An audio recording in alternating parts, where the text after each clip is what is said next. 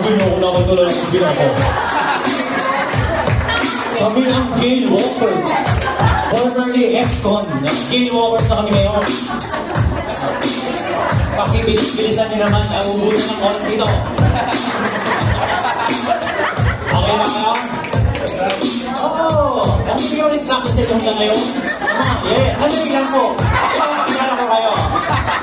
Magandang araw mga kaibigan. Bali. Magandang araw mga kaibigan. Kami ngayon, ipapasayang Manila. Kami ang jailwalker. Okay. Okay, ako. Ngayon naman. Ginagaya ko lang talaga doon ng karakter ko.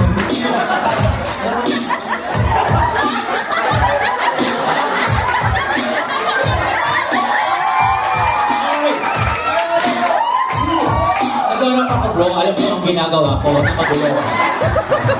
Ang leader ng jailwalker na akin namang ipakikilala. Walang iba kundi si Deacon Helian. Bro.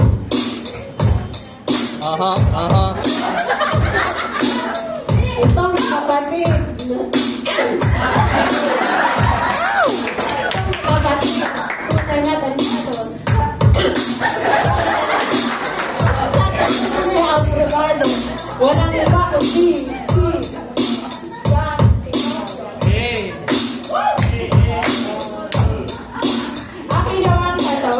sa pangkapatid, very supportive at laging matulungin. Ating ang kilalanin, si Ate Josephine!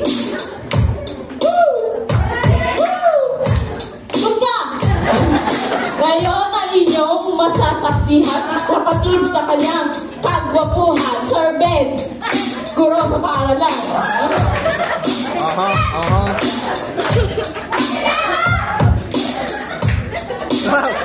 Mapa-brain, mapa-looks, at kahit saan daanin. At yun ang aking nakalimutan, pero sige, tuloy natin ang laban. Siske, Regine!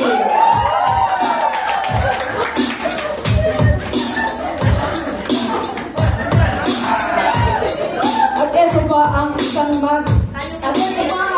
matinig sa gawagin ay nakasingit. Kay Nanay Rose, may ako bang gift? Yeah! Ang abatang ito, naging abala, hindi naman nagpaparamdam. Ang natawagin si Pam, paparam. Itong aking tatawagin, magaling na dancer na siya nilagaba, na sa ngayon ay busy na sa kanyang anak.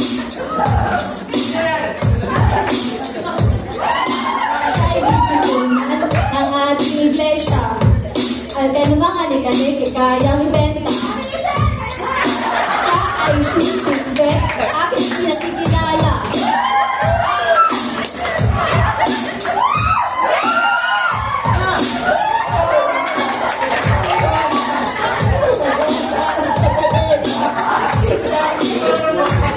Napakagaling mo! Napakagaling!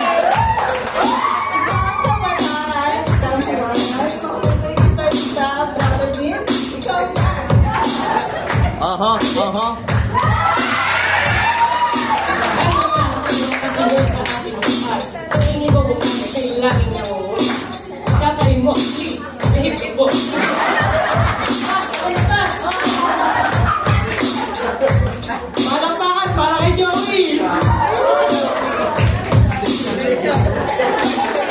Break it down. Itong aking ipakikilala.